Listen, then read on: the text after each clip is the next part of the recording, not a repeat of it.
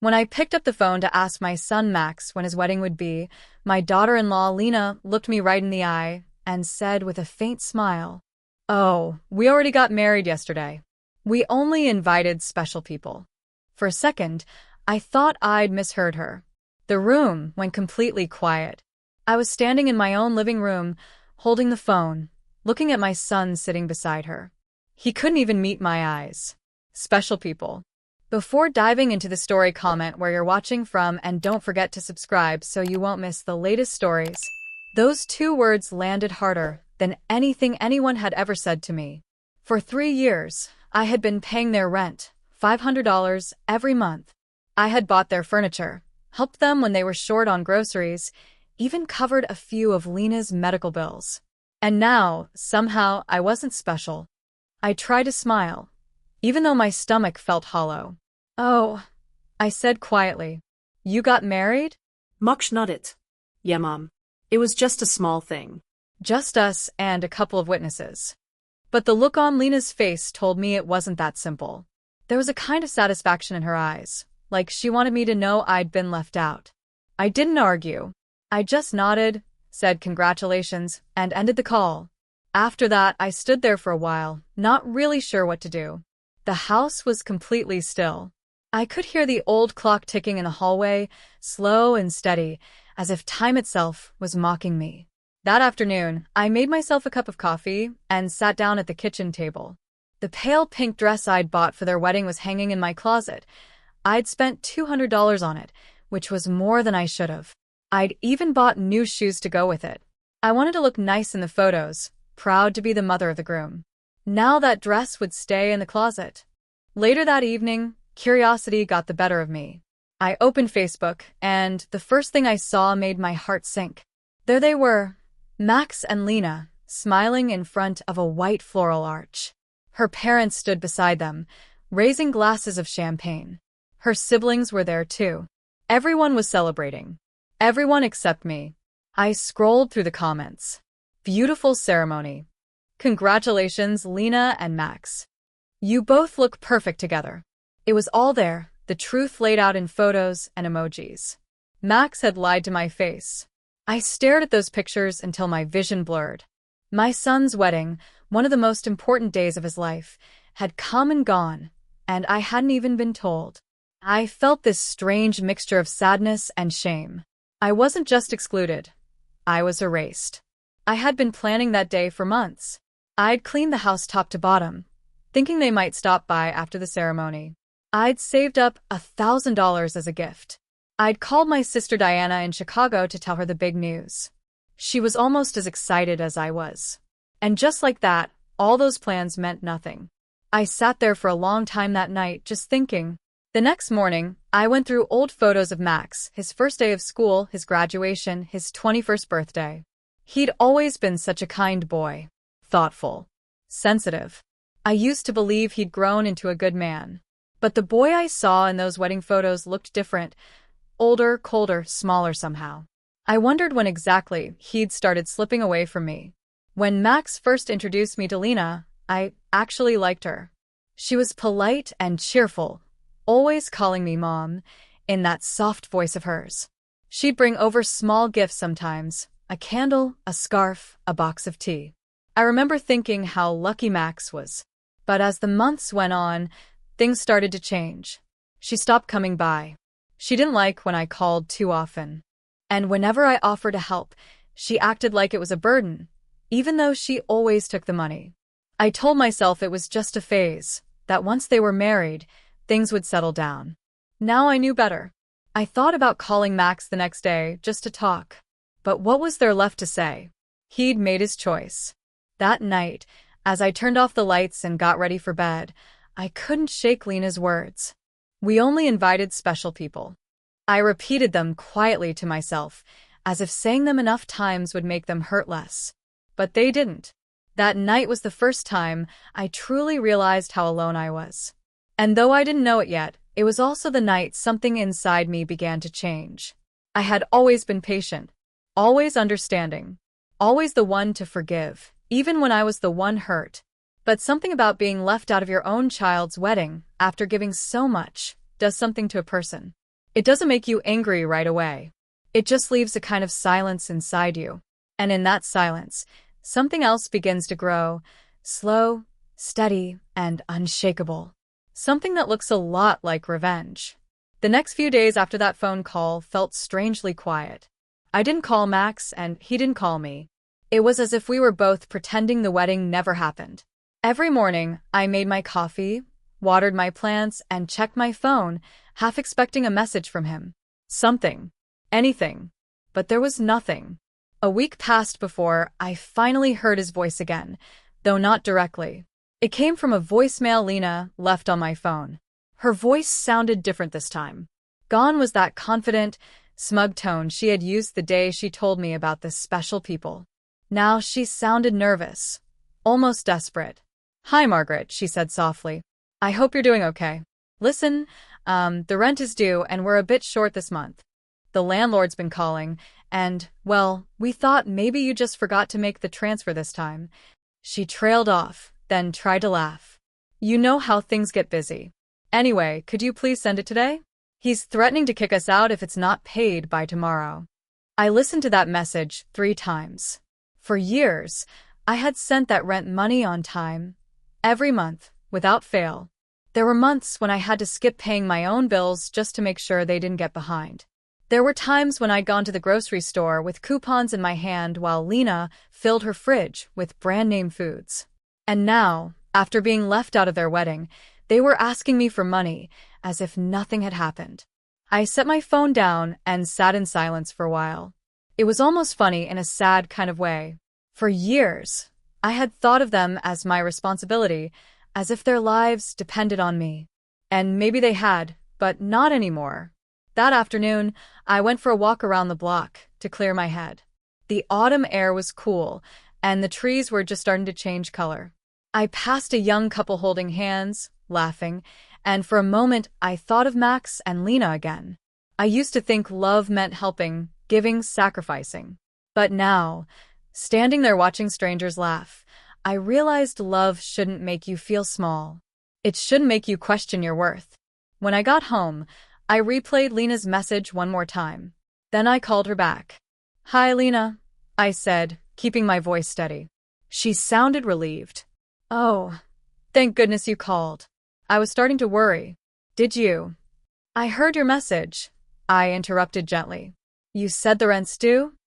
"Yes, the landlord said if we don't pay this week, he's going to evict us. We're just really tight right now. You know how it is." I could almost hear the fake sweetness in her tone, the one she always used when she wanted something. For a moment, I stayed quiet. I thought about all the sacrifices I had made. The nights I'd gone to bed worried about their bills. The times I'd canceled plans to send them money. The times I'd let them take advantage of my kindness because I thought that's what family does. And then, suddenly, something inside me shifted. "Lena," I said calmly, "didn't I tell you that I only help special people?" The silence on the other end was so deep that I could hear my own heartbeat. "What?" she said finally, her voice uncertain. "You heard me," I said softly. "You made it very clear who's special to you. So, I suppose it's only fair that I do the same." "Margaret, I didn't mean it like that," she said quickly. "That was just a misunderstanding." "No, Lena," I replied, "it wasn't a misunderstanding. It was very clear." She started to stammer. "Please, we'll lose the apartment." I hung up before she could finish. I sat there quietly for a moment, staring at my hands. They weren't shaking. I thought they would be, but they weren't. Instead, I felt calm. Not happy, not angry, just calm. That night, for the first time in a long while, I slept without setting an alarm to remind myself to transfer their rent money in the morning. I slept deeply, peacefully, like a person who had finally stopped running after something that was never hers to hold on to. The next few days, I didn't hear from them. I figured they'd find another way, maybe ask her parents. After all, they were special people. Then, about a week later, my phone rang again. This time it was Max. "Mom," he said quietly, "I know things have been tense lately. I'm sorry you weren't part of the wedding. It was Lena's idea to keep it small." I didn't say anything. He sighed. "But listen, we're in trouble. The landlord. I know, I said, cutting him off. Lena told me. He hesitated. She did? Then can you help us just this once? We'll pay you back, I promise. I took a breath. Max, I've helped you every month for 3 years. And not once did you pay me back. I didn't mind, because I love you. But something changed, and I can't pretend it didn't. There was a long silence on the line. I could almost picture him sitting there, realizing that this time, his mother wasn't going to fix things. Mom, please, he said softly. I can't, Max, I replied. Not anymore. I hung up and just sat there, staring out the window. The trees were swaying gently outside, their leaves falling one by one. It felt symbolic somehow, like something in me had finally let go too. That night, I realized revenge doesn't always have to be loud or cruel. Sometimes it's simply saying no and meaning it. The silence after that call with Max lingered for days. Part of me expected another message, maybe an apology, maybe anger. But the phone stayed quiet. I tried to keep myself busy. Reading, gardening, volunteering at the library. Yet every now and then, my thoughts would drift to him. Was he eating well? Was Lena still with him? Were they okay? It's strange. Even after being hurt so deeply, a mother's instinct doesn't just switch off. Then, 2 weeks later, a message came. It wasn't from Max or Lena, but from one of our old neighbors, Mrs. Gibson. Hi, Margaret, she wrote. I hope you're doing well. I saw Max and his wife moving boxes out of their apartment today. Looked like they were leaving in a hurry. Everything okay? I read the message twice, my heart tightening. Moving out? Where would they even go? A few hours later, I finally got another call, this time from Max again. But his voice was different now. There was no polite hesitation, no guilt. Just frustration. Mom, you didn't have to ignore us, he said sharply. We're not beggars. I closed my eyes, steadying myself. Max, I didn't ignore you. I just decided I couldn't keep solving your problems for you. You think you're teaching me some kind of lesson? He snapped. We lost the apartment. We had to move into one of Lena's friends' basements. It smells like mold, and there's barely any space. She's been crying for days. I wanted to feel bad, I really did. But somewhere deep down, a quiet truth whispered, this isn't your fault anymore. I'm sorry you're struggling, I said softly. But, Max, you're married now. You have to stand on your own. He laughed bitterly. Easy for you to say. You've always had everything you needed. That line hit me harder than I expected. Everything I needed? I'd spent most of my adult life making sure he had everything he needed. When the call ended, I sat for a long time, letting the weight of his words sink in. That night, I found myself going through old photo albums, the kind with worn corners and fading ink. There was Max at his 5th birthday, frosting on his nose. Max in his graduation gown, grinning like the world was his. Max and Lena on their first Christmas together. I had bought them matching sweaters that year. I realized then that my revenge, if you could call it that, wasn't just about being left out of a wedding. It was about years of feeling like I didn't matter. Like my love was only valuable when it came with money attached. The next morning I got a knock at the door. When I opened it, I froze. It was Lena. Her usually perfect hair was tied back in a messy bun, and her eyes looked tired.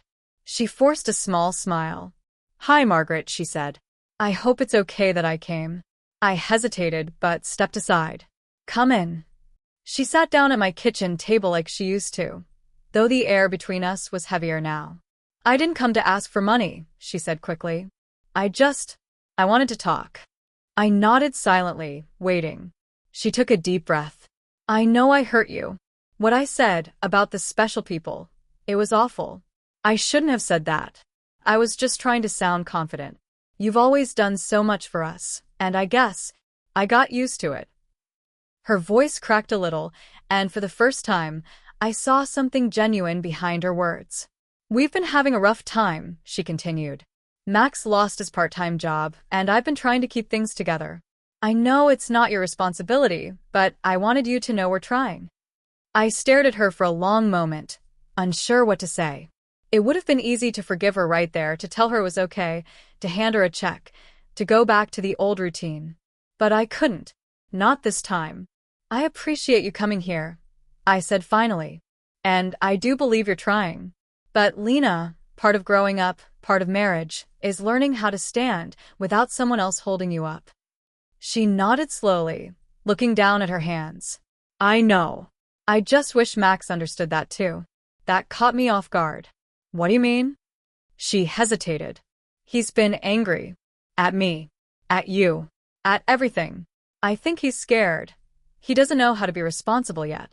He keeps saying you'll forgive him soon and help us again. I sighed quietly. He's my son. Of course I love him. But love doesn't mean rescuing him from his own choices. Lena nodded again, then stood up. I'll tell him that, she said softly. And thank you for listening. As she walked toward the door, I said, Lena? She turned back. For what it's worth, I added, I hope things get better for both of you. She gave a faint smile. So do I. When she left, I stood by the window watching her car drive away. A part of me still hurt, but another part felt lighter. For the first time in years, I wasn't the one cleaning up the mess. And somewhere deep down, I knew that maybe, just maybe, this was what healing looked like. Quiet, firm, and a little painful. It had been nearly 2 months since that day Lena came over. In that time, I hadn't heard much from either of them. No calls, no texts, no messages asking for help. At first, the silence felt strange.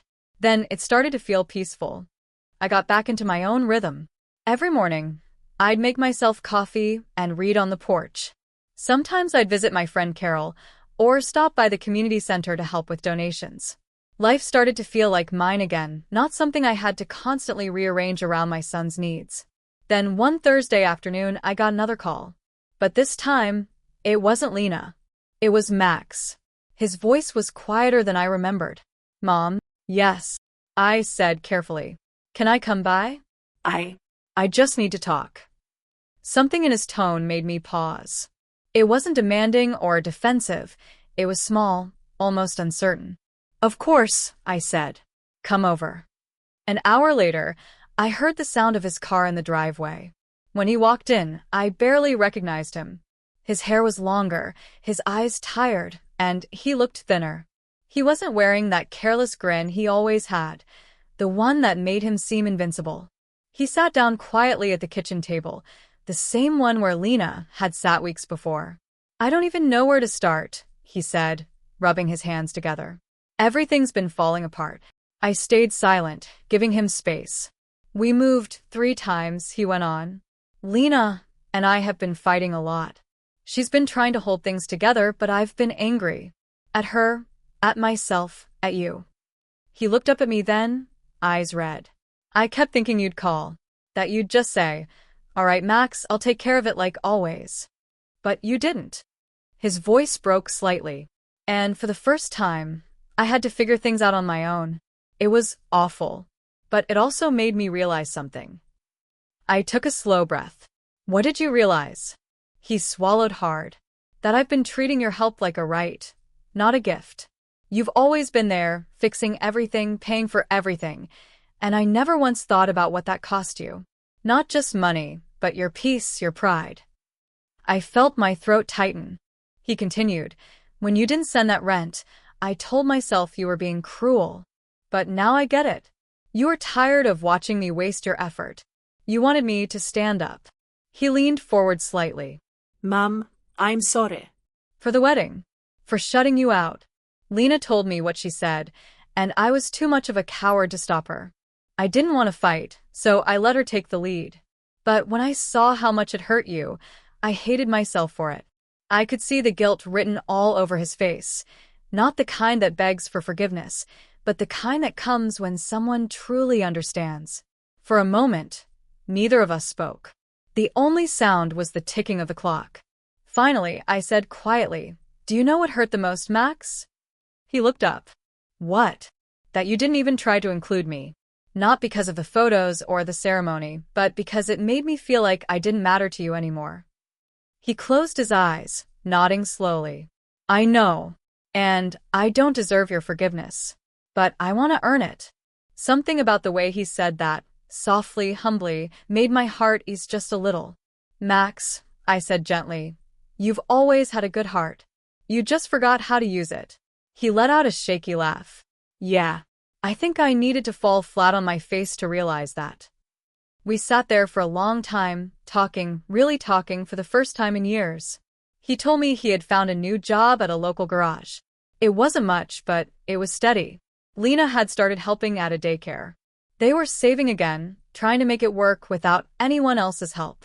And for the first time, I saw hope instead of disappointment in his eyes. Before he left, he stood by the door and said, I know we can't undo what we did, but if you'll have us, we'd love to come by Sunday for dinner. No special occasion, just family. I smiled, a small, quiet smile that came from deep inside. I'd like that, I said. When he drove off, I stood by the window, watching his car disappear down the road. There was no grand revenge, no dramatic confrontation, no tears or shouting. Just silence, understanding, and something far more powerful, self-respect. I had stopped enabling them, and that forced them to grow. And maybe that was the sweetest revenge of all. That Sunday, I woke up early. The house was quiet, the kind of quiet that used to feel lonely but lately had started to feel peaceful. I brewed a pot of coffee and began setting the table. Nothing fancy, just roast chicken, mashed potatoes, and a small salad. Simple food, the kind that fills the house with warmth. As I moved around the kitchen, I caught myself smiling. It wasn't about the dinner itself. It was the feeling of finally being at peace with how things were. For the first time in a long while, I wasn't hoping for anyone to change or apologize. I was just ready to move forward. Around 5 o'clock, I heard the car door outside. My heart gave a little jump. When I opened the door, there they were, Max and Lena, standing side by side. Max carried a small bouquet of flowers. Lena held a pie dish wrapped in foil. Hey, Mom, he said softly. I smiled and stepped aside. Come on in. They both looked a little nervous at first. It reminded me of how things used to be when Max was a kid and brought home a bad report card. But this time there was something different, humility maybe. Or just the quiet understanding that we were all ready to start over. Dinner went smoothly. We talked about ordinary things, the weather, work, the neighborhood. No one brought up the past, and somehow, that felt right. It was enough to just be together again. At one point, Lena looked around the table and said, You know, I've missed this. Just sitting down, eating real food, not worrying about what's next. I smiled faintly. Peace has a funny way of showing up when we stop chasing the wrong things. She nodded, her eyes soft. You're right. After dinner, Max helped me clear the dishes, something he hadn't done in years. As we stood at the sink, side by side, he said quietly, You know, I thought you were being cruel when you stopped helping us. But now I see you were just setting us free. I glanced at him. It's not easy to let go of your own child, Max. But sometimes love means stepping back, not stepping in. He nodded. I get that now. I think we both do. Lena joined us then, drying plates with a small towel. I used to think independence meant never needing help, she said softly. But now I see it's about being grateful when you get help, and strong enough when you don't. Her words surprised me, in the best way. There was no pride in them, no defense. Just truth. Later that evening, as they got ready to leave, Max hugged me. It wasn't one of those quick, distracted hugs. It was long, real, the kind that says everything words can't. Thank you, he whispered, for finally making me grow up. I smiled against his shoulder. It wasn't easy, you know. I know, he said quietly. But it was the best thing you could have done for me. Lena hugged me next. I'm sorry, Margaret, she said softly. For that day. For everything I said. I shook my head. You don't need to explain. Just remember that words can wound, but they can also heal. You're making things right now. She smiled through watery eyes. I'm trying. When they drove off, I stood by the porch, watching the car lights fade into the distance. The evening air was cool, the kind that carried the smell of rain and fresh earth. I thought about the past few months, the hurt, the silence, the slow rebuilding of trust. Life doesn't always hand you neat endings. Sometimes, healing comes in small, quiet ways: a conversation, a dinner, a simple hug at the door. I went back inside, the house once again mine and peaceful. As I set the last dish to dry, I looked around my kitchen, the same one I'd cooked in for years, but somehow, it felt new. This was my space, my peace, my strength. And for the first time, I realized that my revenge hadn't been about making anyone pay. It was about learning to value myself again, to stop giving until I was empty, and to start living with boundaries that protected my heart. As I turned off the lights and headed to bed, I whispered quietly to myself, "Only special people." But this time, the words didn't sting. They made me smile, because I finally knew that I was one of them.